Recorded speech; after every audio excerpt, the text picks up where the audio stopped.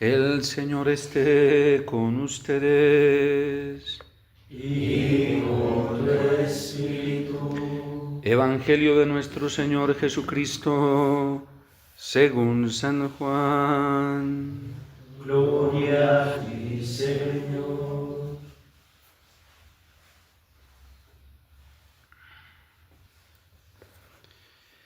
En aquel tiempo Jesús dijo a sus discípulos: Yo soy la vid verdadera y mi Padre es el viñador. El sarmiento que no da fruto en mí, Él lo arranca, y al que da fruto, lo poda para que dé más fruto. Ustedes ya están purificados por las palabras que les he dicho. Permanezcan en mí y yo en ustedes. Como el sarmiento no puede dar fruto por sí mismo si no permanece en la vid, así tampoco ustedes si no permanecen en mí. Yo soy la vid, ustedes los sarmientos. El que permanece en mí y yo en él, ese da fruto abundante, porque sin mí nada pueden hacer. El que no permanece en mí se le echa fuera, como al sarmiento, y se seca. Luego lo recogen, lo arrojan al fuego y arde. Si permanecen en mí y mis palabras permanecen en ustedes, pidan lo que quieran y se les concederá. La gloria de mi Padre consiste en que den mucho fruto y se manifiesten así como discípulos míos. Palabra del Señor. Gloria a ti, Señor Jesús.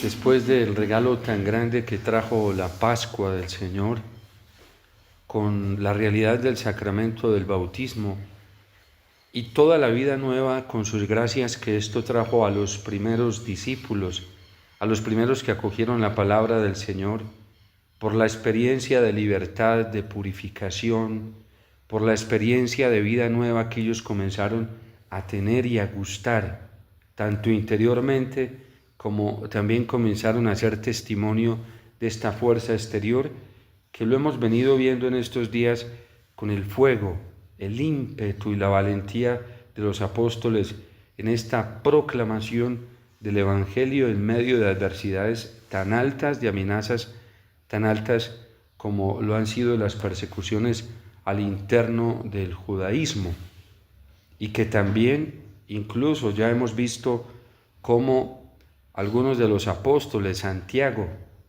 el mayor, fue pasado a filo de espada por Herodes, y cómo han metido algunos de los apóstoles en la cárcel y algunos de los discípulos, pero ellos no tienen miedo. Toda esta fuerza tan espectacular y sobrenatural, tan hermosa, este testimonio tan extraordinario que vemos en la iglesia primitiva, ha brotado de la fuerza de la Pascua del Señor por el sacramento del bautismo que ellos han recibido. Y es la alegría tal que se sienten profundamente limpios y justificados por el amor del Señor. Han alcanzado un grado de inocencia y de pureza más alto que el que tuvieron nuestros primeros padres antes de pecar en el paraíso. Es la alegría que inunda la vida de los cristianos. Pero también nos hemos dado cuenta por la liturgia de la palabra durante estos días que después de abrazar esto inmediatamente comenzaron a enfrentarse con muchas amenazas y con muchos peligros, incluso el peligro de perder la propia vida por vivir, defender y permanecer en esta verdad, en esta realidad que Dios les ha regalado a través del Espíritu Santo. Hoy nos encontramos con un nuevo peligro y una nueva amenaza. No paran las tribulaciones, no paran las pruebas para esta comunidad de creyentes que nos está contando y testimoniando San Lucas en los Hechos de los Apóstoles. ¿Cuál es el peligro hoy? Que ya el peligro no está afuera, está dentro. ya no es el judaísmo, ya no es Roma, ya no son los paganos, ya no son los judíos que no son cristianos, ahora el peligro son los mismos cristianos. Y sobre todo aquellos que venían del judaísmo y se convirtieron a la fe en Cristo.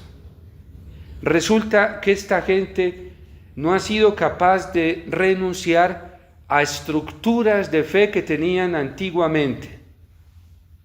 Y han encontrado la forma hábil, no ellos, el diablo que los está llevando a esto sin que ellos se den cuenta que están siendo instrumentos de Satanás. Satanás los está llevando a resucitar y a revivir una cantidad de prácticas antiguas que tenían y a quererlas no solamente plasmar en su estilo de vida, sino imponérselas a otros. Son judíos que practicaban una cantidad de rituales, de sacrificios, de ofrendas. Entre ellos tenían muy arraigada la práctica de la circuncisión. Y durante mucho tiempo y siglos y tradición, el judaísmo siempre había pensado y se había convencido de que lo que Dios pedía para poder participar de las bendiciones prometidas a Abraham era la circuncisión. Y por eso ellos, como loquitos, lo primero que hacían apenas nacía un bebé, un niño, era llevarlo a circuncidar, porque era la forma y la práctica en la que ellos creían y se afianzaban, que así quedaban vinculados a la bendición que Dios había prometido a Abraham. Después Dios viene a corregir esto a través de los profetas, pero la mayoría no entendían. Incluso persiguieron a los profetas porque decían que los profetas estaban equivocados. Y varias veces los profetas en nombre de Dios le decían a los judíos: Dios lo que está pidiendo es la circuncisión del corazón. Dios no está pidiendo prácticas externas, no está pidiendo ritualismos externos, no está pidiendo apariencias. Está pidiendo una fe verdadera desde el corazón. Limpien sus corazones de todo sentimiento malo. Limpien su mente de todo pensamiento malo. Limpien sus deseos de todo deseo malo. Y comiencen a sentir como siente Dios, como piensa Dios, como obra Dios. Comiencen a buscar lo que le agrada a Dios. Pero el pueblo no entendió. Y fuera de eso se llenó de tanta rabia, de tanto rechazo, que terminaron matando a los profetas. Y los mataban y ellos creían que lo que estaban haciendo era correcto, que eso era la voluntad de Dios, que ese era el querer de Dios. Ahora muchos de ellos se han convertido al cristianismo, se han hecho bautizar, pero no han renunciado de corazón. Está saliendo a la luz que resulta que esas renuncias que hicieron no fueron del todo verdaderas y quieren imponérselas a los cristianos que vienen convertidos del paganismo. Los paganos que se convirtieron al cristianismo ni siquiera conocían nada de estas prácticas, ni siquiera sabían de ellas, y a San Pablo no le interesa enseñárselas. Porque para San Pablo hay una verdad, y la única verdad es la conversión a Cristo. Si un pagano dejó la brujería, dejó la fornicación, dejó la impureza, dejó la idolatría, dejó la deshonestidad, ha dejado de desear cosas malas y ahora solo está deseando conocer a Cristo, amar a Cristo, y se está sujetando a lo que Cristo pide, San Pablo dice: ya eso es suficiente para que se salven. Que acepten a Cristo con todas las exigencias que trae Cristo. Y él comenzó a predicar esto. ¿Y cuáles eran las exigencias de Cristo? No mates, no robes, no cometas actos impuros, vive los 10 mandamientos y busca la configuración con Cristo. No te hagas amigo del mundo, no busques tus propios intereses, tus propios caprichos, no obres por vanidad ni por vanagloria. Obra todo para agradar a Cristo y para darle la gloria a Cristo. Y muchos paganos se sintieron fascinados con esto. Dejaron toda su vida pasada de pecado, dejaron toda su vida de maldad, dejaron de pensar mal y comenzaron a abrazar y le decían a San Pablo: ¿qué tenemos que hacer? Renuncien de corazón y prométanle a Cristo que no van a volver a vivir así. Así les toque morir por esto. Y ellos acogían eso y comenzaban a vivir para el Señor, tanto que fue tan fuerte esta imposición, porque los judíos querían decirle: eso no es suficiente, circuncídense. Hagan ciertas abluciones que nosotros hacemos dentro del judaísmo para que puedan alcanzar a Cristo. Y decían: esos no son verdaderos cristianos porque no obran como nosotros obramos, no actúan como nosotros actuamos. Y resulta que el criterio de fe eran ellos, no era Cristo. Por ignorancia, por desconocimiento, por muchas cosas. Entonces, ¿qué generó esto? Esto estaba generando división dentro de la iglesia de Antioquía. ¿Qué hace los miembros de la iglesia de Antioquía? Le piden a Pablo y a Bernabé pues que vayan donde San Pedro. Él es el Papa, a que le dé alguna solución a esto, porque la iglesia está dividida. Y estos dos apóstoles suben a la iglesia de Jerusalén, donde está el primado, que es Pedro. Y van y les ponen la situación, y es que ya dentro de la misma comunidad de Jerusalén también, no solo la de Antioquía, sino la de Jerusalén, ya habían estas prácticas socavadas, muy bien guardadas. Y entonces Pedro reunió a la iglesia y ahí se dieron cuenta que habían varios que seguían sosteniendo esto, y la tarea de los apóstoles es darle solución a esto, porque está dividiendo a la iglesia. ¿Cómo lo hacen? Sencillo. El Evangelio de hoy. Tanto a judíos como paganos nos toca mirar a Cristo. Tanto a fieles como apóstoles nos toca mirar a Cristo.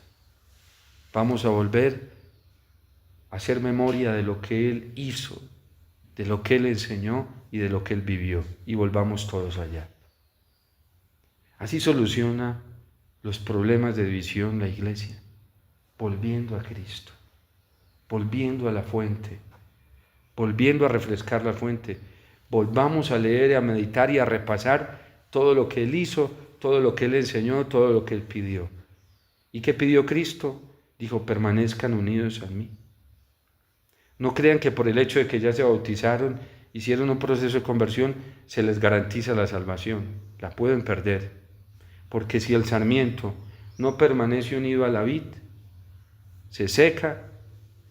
Es una expresión muy dura del Señor, durísima, muy severa y muy radical. El sarmiento que no permanece unido a mí no va a dar fruto. Y ese sarmiento hay que cortarlo porque se seca y hay que echarlo al fuego. ¿Qué nos está advirtiendo el Señor? La advertencia del Concilio Vaticano en la Lumen Gentium: no nos sirve estar en la iglesia de cuerpo. Católicos en la iglesia de cuerpo se pueden condenar, dice el concilio. Ese es el peligro de acostumbrarnos a vivir dentro de unas prácticas ritualistas, solamente de costumbre, de tradición o por obligación. Miren, por ejemplo, nosotros los religiosos tenemos un peligro muy grande todos los días. A nosotros, por constituciones y en obediencia, se nos pide la asistencia a la Eucaristía, pero tenemos que revisar que sea de corazón, no sea para que me vea la comunidad y no me vayan a echar, porque si es por eso, eso no es recto, eso no es honesto. ¿Qué quiere decir? Que no se está amando al Señor. Los sacerdotes, por derecho canónico, debemos celebrar la Eucaristía todos los días. Nos sugiere el derecho que al menos celebremos, es una sugerencia, y una sugerencia que nos la pide con una intención profunda, sobre todo porque la iglesia sabe que si nosotros no nos aferramos a la Eucaristía, el sacerdote no, pero puede secarse. Imagínense que uno como sacerdote coja la costumbre de venir a misa porque la gente viene a misa. ¿Y por qué va a celebrar usted? Porque como hay gente, o sea que si no hay gente no presides. O porque hay intención, mandaron a celebrar la Eucaristía, hay que celebrarla. O sea que si no hay intención no presides. ¿Qué quiere decir? Que esa es una práctica de fe ritualista, legalista.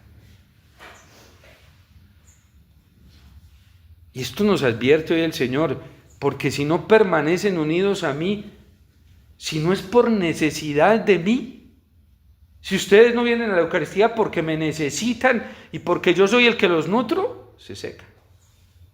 ¿Y qué pasa con el sarmiento que se seca? Lo dice él mismo, aquí lo trae en su palabra.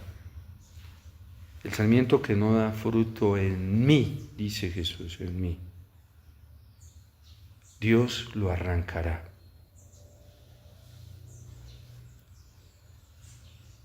Es una sentencia del Señor.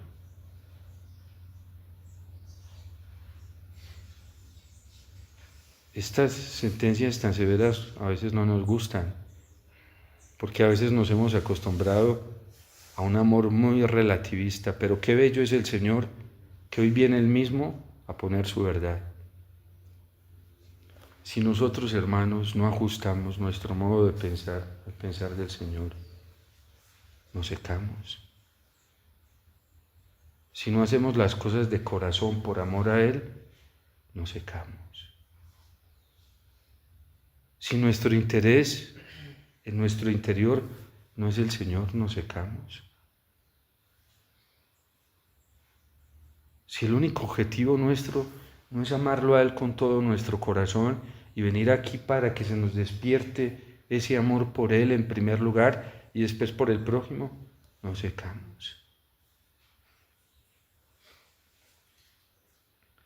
Dice, el que no permanece en la vid, dice, el que no permanece en mí se le echa fuera. Son palabras del Señor. Como el sarmiento y se seca. Luego lo recogen, lo arrojan al fuego y arde. Ya el concilio en Lumen Gentium perfectamente nos hace esta advertencia, lo mismo que el catecismo de la Iglesia Católica. Por eso es tan grave caer en pecado grave. Porque el que cae en pecado grave y todavía no logra rechazar el pecado grave, no sabe en qué momento le puede llegar la muerte. Dios sí sabe. Y el peligro de la condenación es cierto. Es real. Por eso el salmista hoy tiene su alegría puesta en la casa del Señor. ¿Dónde está? ¿Dónde soluciona la Iglesia todo este peligro de las amenazas? Hermanos, a nosotros se nos puede enseñar una fe incorrecta, se nos puede estar enseñando y podemos tener estructuras de percepciones y modos de vivir la fe que no son los del Señor. Podemos estar acogiendo enseñanzas dentro, como le estaba pasando a la iglesia primitiva, que no son las del Señor. Ustedes y yo como católicos tenemos la responsabilidad de tener los mismos criterios de Cristo. Hoy en vísperas a elecciones, ¿quién se fija a la hora de dar la libertad de su voto? ¿Quién se fija en que esas propuestas de leyes sean como las de Cristo? ¿Quién se fija que las orientaciones y las propuestas de estos candidatos sean como las de Cristo? Hay muchas cosas que el Señor aborrece. Todo el que va en contra de la vida, de la dignidad sexual, afectiva de la persona, eso el Señor no lo acepta. La promoción de la guerra, tampoco. La promoción de la violencia, tampoco. Los católicos, para hacernos sujetos al Señor y a sus criterios en el quinto mandamiento, evitamos todo lo que pueda llevar el país a la guerra y a la violencia. Nada de eso. Eso es inadmisible en un católico.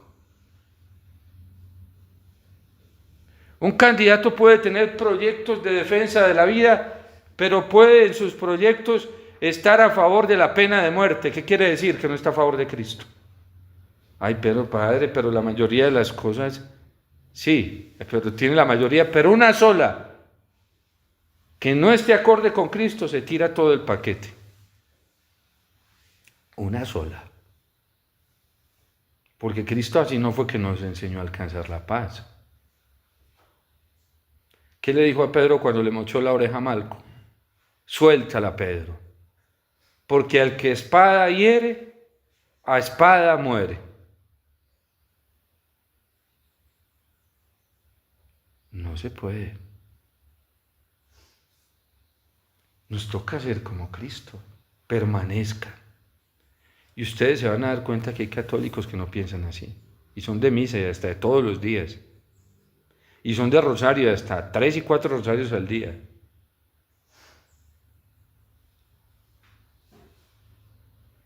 Hay católicos hoy en Colombia que ponen por encima el bienestar y el progreso económico que el respeto a la vida.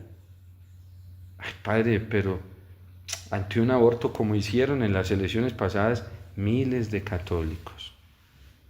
Padre, eso es mal menor, eso es gravísimo.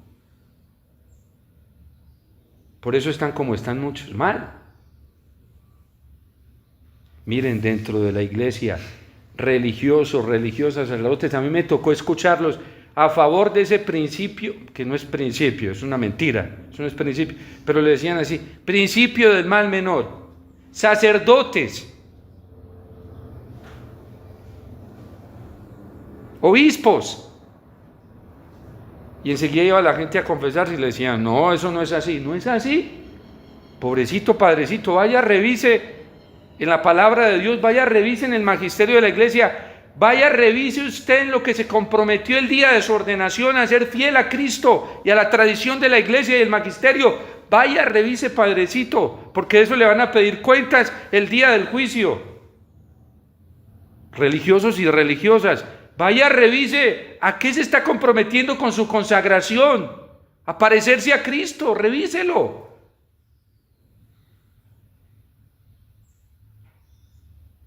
El Señor dice, el que se seca es tirado fuera, se recoge y se echa al fuego.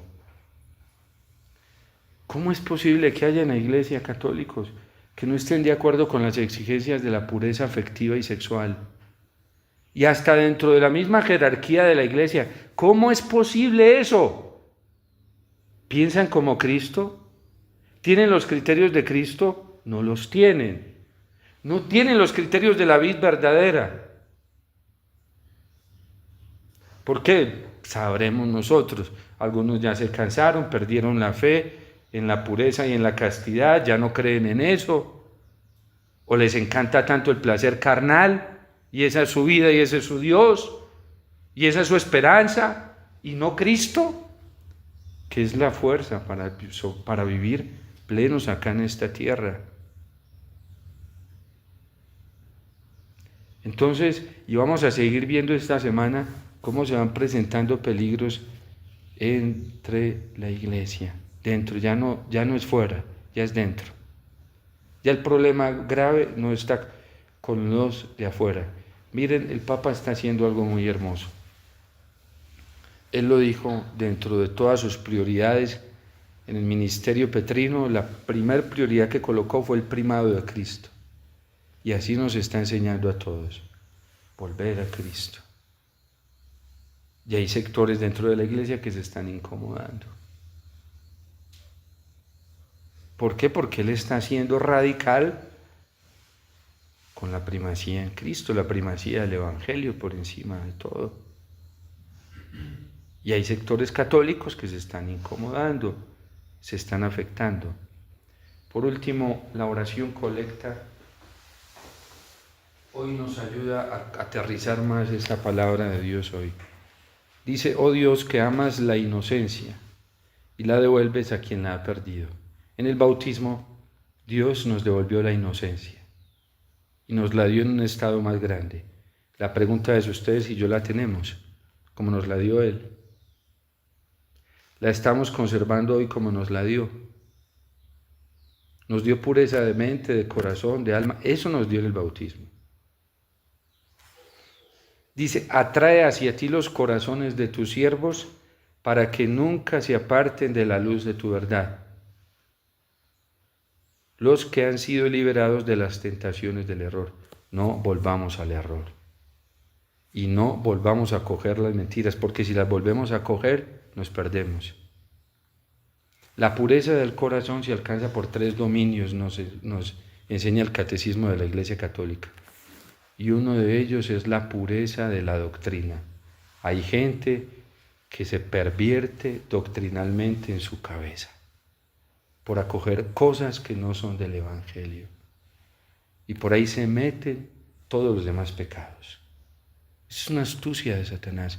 Lo primero que hace es lavarnos el cerebro. Y nos los lava con mentiras disfrazadas de verdad. Y nos los disfraza con bienes, con males disfrazados de bien. Así pervierte nuestra conciencia. Y una vez pervierte nuestra conciencia, nos lleva a vivir de la carne. Por eso hay gente que no es capaz con las tentaciones. Por eso hay gente que se siente atrapada por la lujuria y por una cantidad, porque ya en su mente, ya se dejó lavar la mente. San Pablo por eso dice continuamente, renovados en la mente, convertidos en la mente, purifíquense en la mente. Tanto daño nos hace acoger cosas que pueden o no pueden estar en el Evangelio. Nosotros tenemos un deber frente a la doctrina que recibimos y es depurarla. ¿Cómo? Y yendo a filtrarla en el catecismo y en la palabra de Dios. Puede ser la persona más eminente, con más apariencia de santidad, y hay que ir al catecismo. Hay que ir al catecismo, es un deber que tenemos. Hay que ir a la palabra de Dios, hay que ir a la tradición viva de la Iglesia. Es un deber que tenemos los católicos. Pablo y Bernabé nos dan ejemplo de eso. ¿A dónde subieron? A la tradición de la Iglesia. ¿A dónde subieron? Al magisterio de la Iglesia. ¿A dónde subieron? A Jerusalén, fueron al catecismo. Era su catecismo en esos momentos. Era su tradición y allá fueron donde Pedro. Hermanos, les vamos a tener que dar cuentas al Señor, ustedes y yo, si no cogemos el catecismo todos los días. En un momento como el que estamos viviendo. Es un deber que tenemos. Meditarlo, orarlo, meterlo en nuestro corazón, amarlo, depurar todo ahí. Ustedes imaginan cuando uno no, todos los días constantemente no está cogiendo el catecismo para arraigar su fe ahí y uno comienza a recibir consejos de afuera, ¿en qué termina uno? Asumiendo como verdad lo que no es verdad y asumiendo como bien lo que no está bien.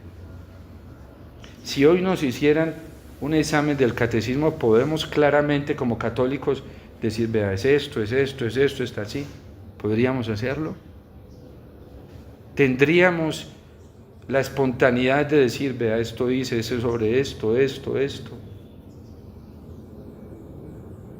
¿A dónde fueron Pablo y Bernabé a solucionar las cosas a su catecismo, que era la iglesia de Jerusalén?